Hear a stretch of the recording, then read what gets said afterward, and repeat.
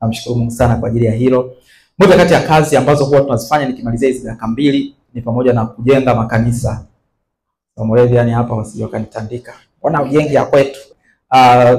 Tunaangalia sehemu ambazo watu wengi hawajafika. Kwa hiyo tunaenda Mtwara ambako zaidi ya 90% ni dini nyingine. Kwa hiyo tulikuta watu wanasali kwenye kanisa la udongo huko tukafanya.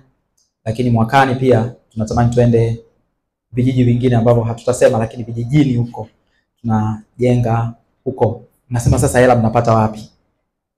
Fedha ni hizi tunakabana humu. Hata dakika hii hawa ndugu ambao wako hapa wanatumaga sadaka kwenye namba ya huduma ambayo tunakuwa nayo.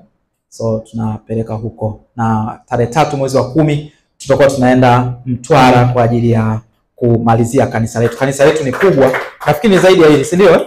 Yes, ni kubwa, na safari hii tunaenda kuwezeka. Ni kanisa la KKKT huko. Tulikolabo na watu wa kule na saa hii tuko kumalizia. Lakini tutakuwa na huduma moja. Mchungaji Ngondi nafikiri mtakuwa mnamfahamu, ni anasimamia magereza ya mkoa wa Mbeya na Songwe.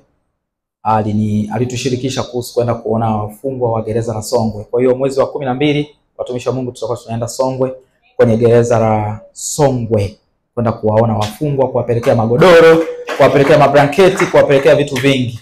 Kwa nini? Uwepo wa Mungu ndio unataka tufanye hayo mambo. Bila uwepo wa Mungu huwezi kufanya chochote.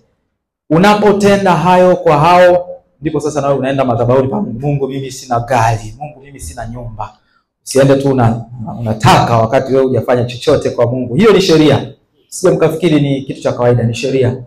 Na tusiache kufanya kazi ya Mungu. Mungu awabariki sana sana sana.